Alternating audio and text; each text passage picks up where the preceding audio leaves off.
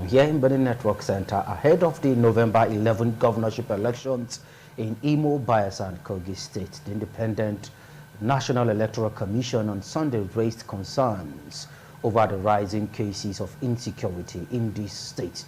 Now the question is, if INEC is actually raising concern at this moment, what is the fate of the electorate in the election? We have some guests that will be joining us virtually from Kogi State. I have with us Dr. Gideon Issa. He's a clergyman and also a civil rights activist. Thank you so much for joining us, Gideon Issa.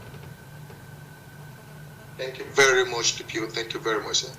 Okay, and all the way from the city of power, Abuja, the federal capital territory, we have Ijele Speaks. He's a person of Chukwuka Ofwebu. Thank you so much for joining us, Chukwemeka Ofwebu. My pleasure. All right, now, Ofwebu, let's start with you. In Imo State, the election is the same thing anyway. Hope Uzodimma is returning back for the second time in office as governor. Security-wise, do you think Hope Uzodimma has done well to merit the vote of Imolite in the forthcoming election? Otherwise, those that are found that call themselves government, which with their real name, which is Igbo and Ibigo. Hearing Fulani herdsmen at the end of the day. It's between those fighting them and those giving them political cover. And if you look at Imo State critically, we have this culture of blaming the victim and not the perpetrator. That's why people put some blame to the governor. But when you actually look at what's going on, you find out that some political actors, after losing whatever they think is theirs, through the legal process, of course not illegally, and Imo State wasn't the Supreme Court removed the sitting governor. It happened in Anambra State and many places in Nigeria it had happened. There are people who couldn't take it in good faith. What they decided to do was empower Nnamdi Kanu and these criminals, use them to destabilize the state, broke the Owerri prison, all the kidnappers on death sentence, murderers, rapists, they broke them out and gave them estates. Free in Imo State. So don't let anyone deceive you or make it to be what it's not. Security-wise, the governor has performed like exceptionally fine, because in the whole of the Southeast, he is the only governor actively fighting against these criminals. It wasn't up until when Governor Peter Mbao that they started fighting them in the you have in Enugu right now. The governor is doing a fantastic. It's a show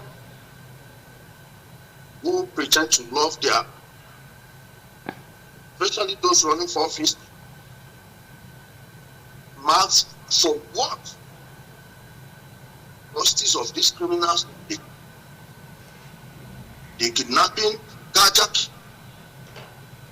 trafficking that has been going on.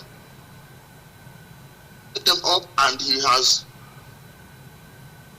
to the best of his ability, 7.5 over. Chukwuka, we'll get back to you in a moment. We're trying to establish connection with you. It's kind of breaking there. Let's quickly go to Kogi State, where Dr. Gideon Issa is standing by. Dr. Gideon Issa, if you're still there, few days to the off-cycle election in Kogi State, where you reside, and of course Imo and BAYELSA, though Timipre Silva has been knocked off technically by the court. What says you, looking at INEC's insecurity threat alert, what says you? Walk us through and let's have your thought quickly, Gideon Issa. All right. Thank you very much. Thank you very much. Taking Kogi State as a case study, the three states that will be holding that election is Imo, Kogi, and BAYELSA. in terms of security, on a scale of 100, I think the scale of insecurity on a scale of 100, starting from Imo, is 80 over 100. And when you come to Kogi, we can say 60 or 50 over 100. And then when you go to BAYELSA, we can say 30 over 100. Now, the reason why I said Imo State is 80 is because of the IPOB agitators that are presently threatening that the election will not hold. But Kogi State, where I am resident, Kogi State local government, I can tell you categorically clear that there is no security threat in the state that is external. The only security threat in the state that we can even mention as of today is an internal security issue. And that internal security issue is the top players, the politicians, the top players trying to engineer and trying to sponsor political talks to cause mayhem at the stronghold of their opposition. Are you with me? Go on, we are with you. Go on.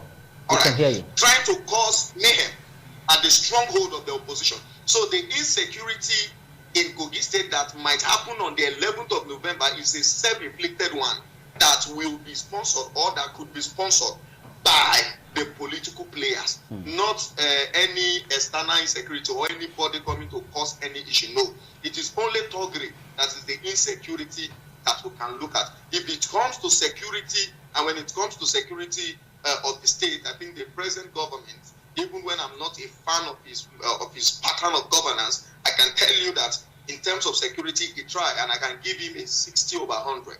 Okay, but there are allegations that... No are you there? There are allegations that the sitting governor, to an extent, his boys or his men now, the APC, as it were, are actually the guys carrying out some of these attacks on other political parties. How true is that? You reside there, so help us out.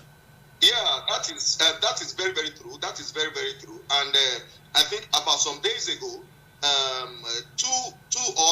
some of the political talks of the APC killed themselves in Ayimba. Ayimba is a suburb of the Kina local government. I think this news is on the internet, and whatever I say here is something that there are backup to it. I know we're on the national TV, and you know I won't say I won't give unverifiable claims. And definitely we will not allow you to give unverified information on this platform too. Yes, because whatever I'm saying is verifiable. Go on. About some months ago, I gave a warning that those that want to involve in political talk, that they are not going to see it going well for them. And so on Saturday, where there was a coronation of the Ejiofor in Kogi State, that the governor was there, the political talks of the APC had an altercation that led to them shooting each other. And the two political talks that died, they were APC. And 8 of those political talks were arrested with bomb punch and life ammunition, and they are presently in detention. Okay. So if within APC they still have serious fracas, don't you think that will have a huge impact on the election day? We just have a few days to the election. Yes. Yes, it is going to have a huge impact, but the impact will not be as huge as everybody is speculating. Okay. You know, the election is more of the masses versus incumbents. It's more of masses versus incumbents. Anyone that we want to involve in political talk, especially in Kogi East, in the forthcoming election, must to make sure he was born with 2 heads. Because as it stands now, the masses are ready to defend their vote. And you know that when it has to do with the masses, it comes with not willing to lose anything, to make sure that they defend their vote. So it is just like a 2 about to chase 10,000. So when they want to cause mayhem on the election day, that means that we need to come with government-backed up security that everybody will see, and people like us, by the grace of God, will be on ground to see for ourselves how they will be able to come and kill over 500,000 people, which I know that it is not possible. All right, we'll be getting back to you in a moment. Let's quickly join Chukwuka Ofwegwu. I don't know if he's still there with us. Chukwuka Ofwegwu, if you are still there, let's quickly have your take. Now, unknown gunmen, although you have severally on this platform told us that there's nothing like the unknown gunmen, but they are still carrying out pockets of attack in some part of the eastern part of the country where this off-cycle election is taking place. Imo State, most especially. Don't you think with this pocket of attacks on the people, it's going to lead to voter apathy? Ofuegu. My brother, no. Please let me correct something my co-panelist said here. He said agitators in Imo State. We have no agitators in Imo State. Currently, there is no group agitating for Biafra. Everything you are seeing going on in Imo State is political, heavily championed by political actors, known political actors. For instance, I will send you a video. It's a call between the former Imo State governor that was removed by the court, Emeki Hedioha, where he was bragging to someone that Imo State will not have this except the governor leaves office. So, on whether there will be election, believe me 100%, you can bet your life on it, there will be election. All the killings you are seeing of recent, you notice that after Simon Ekpa and his group finished their fundraising, you haven't heard much. And ever since they took the army truck and the machine gun, then killed 8 law enforcement agents. If you are paying attention to what's going on in Imo State, you will see that these law enforcement agencies are not keeping quiet. They are not sitting on their hands. They are going after them. So long they maintain the operation, there will be an election. Moreover, those that are paying these people are using them to create chaos. They themselves want to get into office. So they own the dogs. They will definitely call them off. Because without elections, how are they going to the election? How are they going to unseat the governor? Which is impossible. So there will be election. Bet your life on it. But we need more from law enforcement in the areas of cyber security, monitoring, surveillance, and operations. What do I mean by this? Many of these guys, they are beholden to their commanders, and those commanders are known. They've been calling people, collecting money from them. I expect the law enforcement agencies to take those numbers, track them, find out wherever they are, and eliminate them, each and every one of them, which they have not been doing a wonderful job at. I will tell you that. But in the past 1 month or so, believe me, they've been doing a marvelous job, and hopefully you and I will be alive to discuss the post-election event, and you see that the election will go on. Like I said, the people funding them, the political actors using them, need to get to power. So how would they do it without the elections? They know what's going on, and of course they will use those boys in their areas, the areas where they have strongholds. And of course, like I said, I have utmost faith in our law enforcement agencies to do a marvelous job. There will be an election. Hopefully the criminals will lose. Now, let me take you back. Now, Dr. Issa actually said to an extent Imo State is not safe. He actually gave an 80% on the scale of 100. He said Imo is even safe to an extent 80%, as against the 60% or 70% he gave Kogi State, where he actually resides.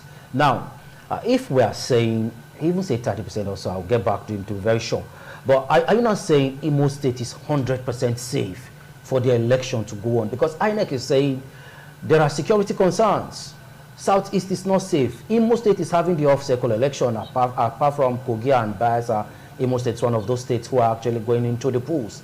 Now, you're not assuring us here that Imo is safe to have election on the 11th of November.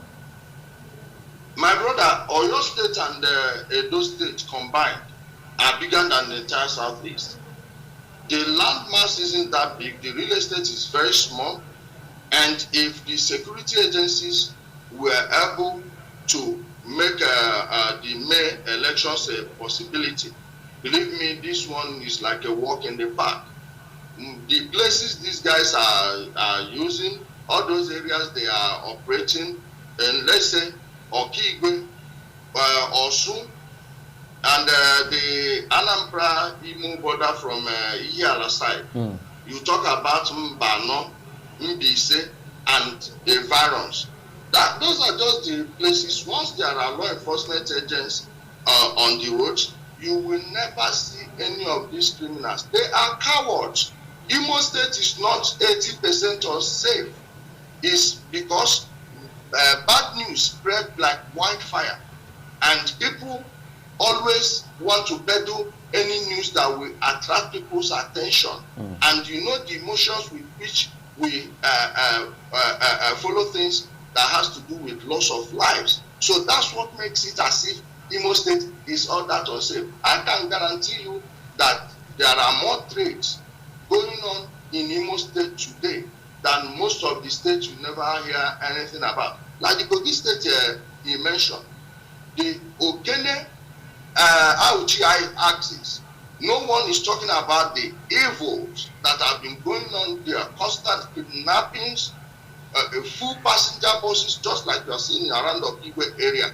Please, I'm not trying to minimize what's happening in my own place or maximize what's happening in Kogi State. But those things, the actions of people like Gentle, Utuzo, Sapele, Benjamin Madabu by his voice, they don't have the capacity to stop the election. Of course, the INEC officials, they have their concern is legitimate, because in the past election, the general election that just finished in May, we saw how many INEC staff that were brutally murdered in Imo State. Be that as it may, I am telling you, the Imo State government, the Nigerian military, the Nigerian police are capable of conducting a credible election. And hopefully, like I said, on November 12, 13 or 14, hopefully we'll be here to talk about it and see how everything went. Definitely we'll be coming back to look at the outcome of the elections. But let's get back to Kogi State, where Dr. Gideon Issa is actually seated. Dr. Gideon Issa, few days to the elections, what are your expectations? You know that to an extent Kogi State, well, though they are relatively calm, but they are this set of persons that don't take things lightly when it has to do with their rights. Yahaya Bello is actually wrapping up his tenure, his two-term tenures as a governor of that state. What are your expectations from the incoming governor? All right, thank you very much. My expectation from the incoming government is to do better.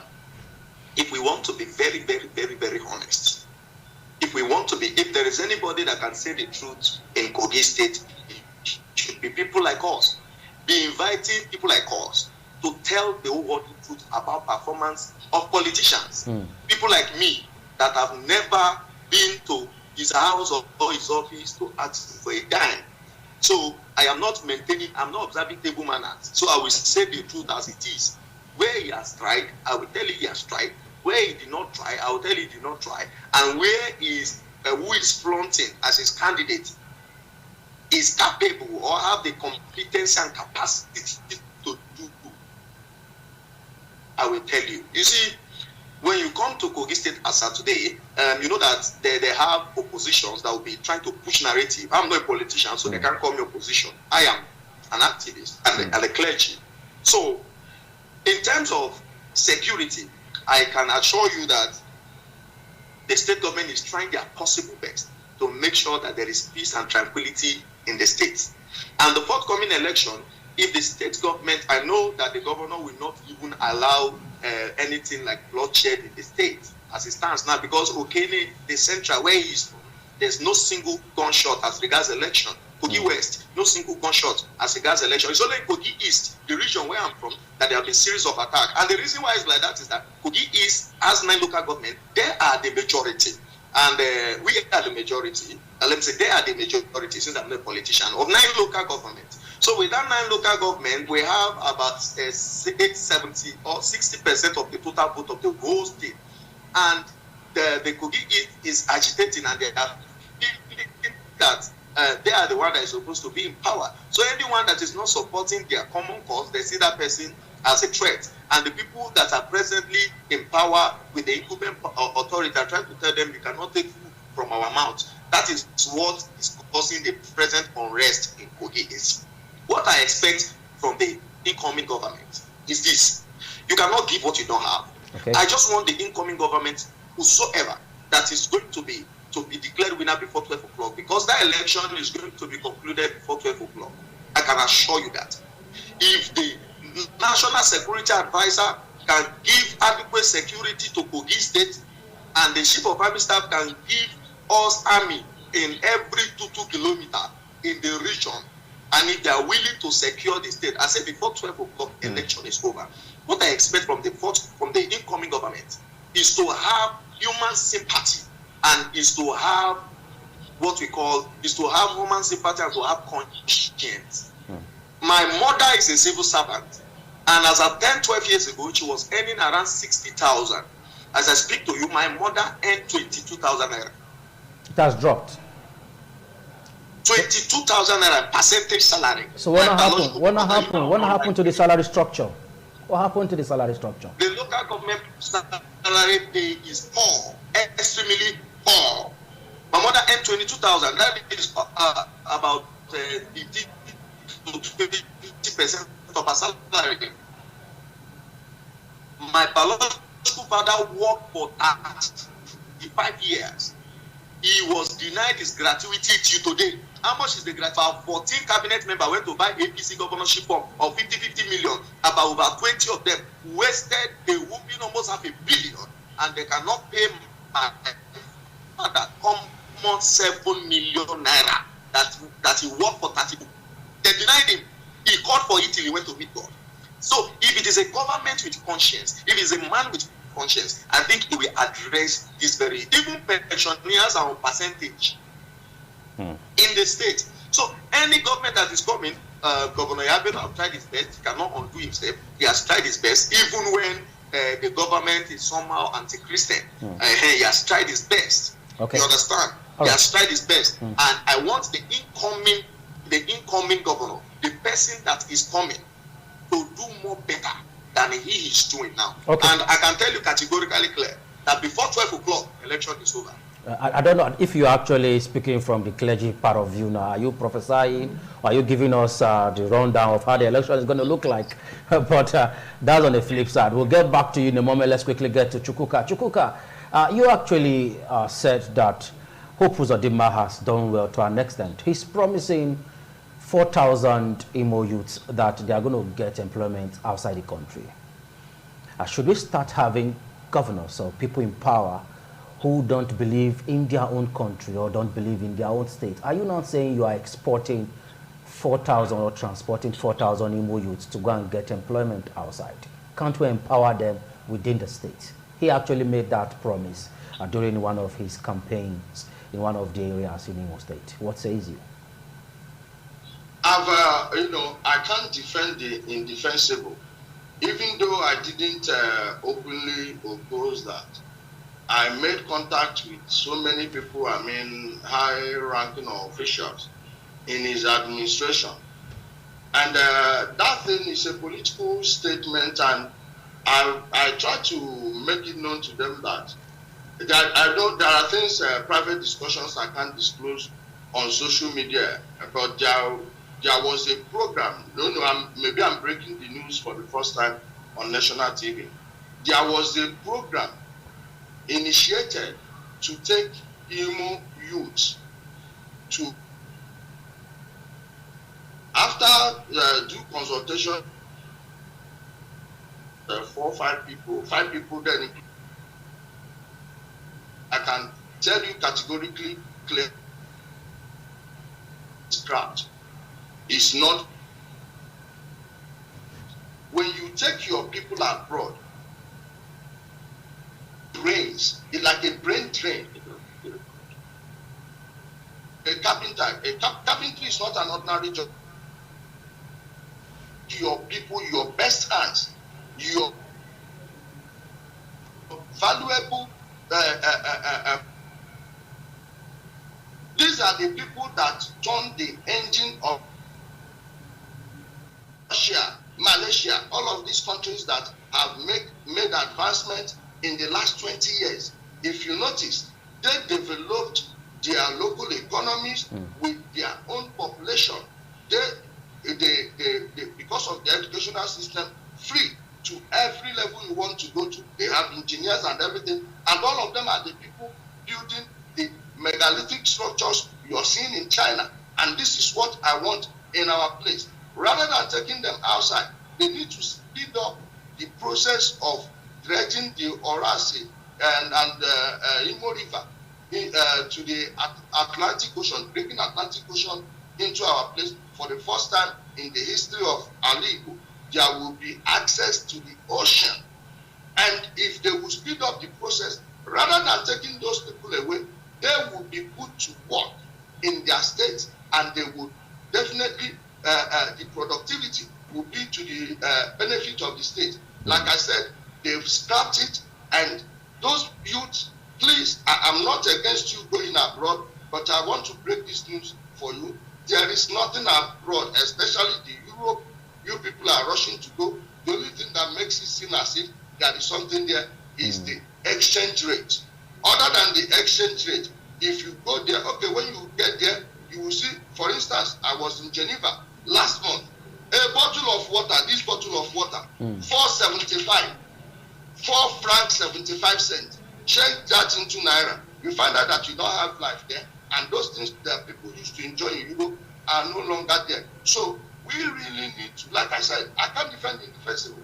We really need to put our people to work. Once you have access to education, access to infrastructures, healthcare, what are you going abroad for? Okay, like what my brother said now. I'm not hiding it, I'm an APC person, but it breaks my heart to hear that his father didn't receive his pension, his gratuity, until he passed on. That's very shameful. In a country like Nigeria, what do you think is bringing all this bad blood we are seeing in our society? We need to do better. No matter the party you are supporting, when they are doing the right thing, support them. When they are doing the wrong thing, call them to order. Like I said, I'm happy I'm a part of the people that put an end to that emigration into Europe. Okay, we'll get back to you in a moment. Dr. Issa, now looking at the election that is just a few days away from now, in Kogi State most especially, it's going to be survival of the fittest. To an extent, the SDP candidate has been on the social media for a while, even on the mainstream media, crying and complaining about some of the attacks they've been getting in their campaign train. Though we've tried to reach out to them, and we'll get them here very soon, maybe before the election. But however, it's going to be a serious battle between, it's going to be a tripod issue between PDP, the SDP, and the ruling All Progressive Congress. Yahaya Bello's anointed candidate. What are his chances, looking at some of the candidates that other political parties are actually have produced? The PDP's candidate, that of the SDP, and looking at the anointed candidate of the APC, what are his chances? All right, thank you very much. Talking of the chances of the anointed candidate of the APC. Of Yahaya Bello. Of Yahaya Bello, the anointed candidate of Yahaya Bello. Now, the thing is this. Before he was announced as the flag bearer of the party, I have been in Kogi State for the past 7 years. And by the grace of God, I pastored the largest church in the state. The largest in the state, in terms of numbers, the largest. And I have not heard of him for that 7 years. I don't know him, and I've not seen him anywhere. It was the day he was announced as the winner of the primary that I heard that there is somebody called Alhaji Usman Ododo. That was the first day heaven gave me witness. That is to say, in terms of popularity, he is just coming into the sphere of affairs. He has not made friends across all the zones. I don't know. There are a lot of Siko fans running around him now claiming friendship because they feel that after election they should favor them. But probably before now, let me tell you, he wasn't popular. If it was somebody like the Deputy Governor, Chief David Edward Onoja, or the Chief of Staff, Asuku, you see these two people that I've mentioned, if it was him that the governor presented, I think it would have been a very, very serious fight for anybody that wanted to defeat him. But on the stance of popularity, the present APC candidate, read my lips, is not popular. Okay. It's not popular. If you are saying If you are saying Ododo is not popular, that means to an extent his chances of getting the #1 seat in the state is very slim. Is that what you're saying? Apart from being popular, sir, apart from being popular, till today we are yet to hear of his manifesto. Okay. Till today is yet to address us, to tell us what he wants to do for us. Okay. So looking at the candidates of the I'm going to give a final recap. Let me give a recap of all the candidates. I think the most popular candidate presently is Alhaji Muritala Ajaka of the SDP. When we talk of popularity and when we talk of acceptance, I feel is the most popular and is the most accepted in the state for now. Should you see this one as campaign now for the SDP candidate? Are we seeing this as a campaign for the SDP candidate? If you are saying you can't see it as a campaign. You can't see it as a campaign. You should see it as a reality. Okay. There is nobody that has put the crowd he has put in the state. Okay. Let's quickly check our final take. Including the incumbent power have not put the crowd. So being someone that is at the grassroots, I can tell you that he is seriously popular. And another person that is popular is Elder Leke Abejide of the ADC. Elder Leke is a sitting House of Rep member and is very, very popular. And another person that is popular is Senator Dino Melai. Senator Dino Melai have national popularity, but it does not have local popularity. Okay, we'll be going to Abuja in a moment, but let's quickly come to Ofegbu. Ofegbu, this will be our final take on the show. Some security experts are saying INEC wouldn't have come up with the issue of security concerns. They would have just go ahead to look for solutions, work in synergy with security agencies and see how to take care of some of these areas where they have actually pointed out. What says you? Because we need to wrap up now, quickly. No, it's not out of line for INEC to have raised that concern, because it takes a high level of stupidity and ignorance to not see what's happening in the Southeast. But like I said, Imo State, things are sometimes blown out of proportion. That's not minimizing the level of atrocities that have been going on in that place. All right. But when it comes to election, like I said before, the people that want to unseat the governor know that there is only one process through which they can remove the governor, and that's the electoral process. They themselves want to go and compete and see if they will win by the hook. Ofegbu, I'm afraid we need to hand over to our Abuja Network studio now to take us through our final lap on the show. Thank you so much, Dr. Isa Godwin, for joining us all the way from Lokoja, Kogi State, and of course, Ofegbu Chukwuka all the way from the city of Power. We appreciate you.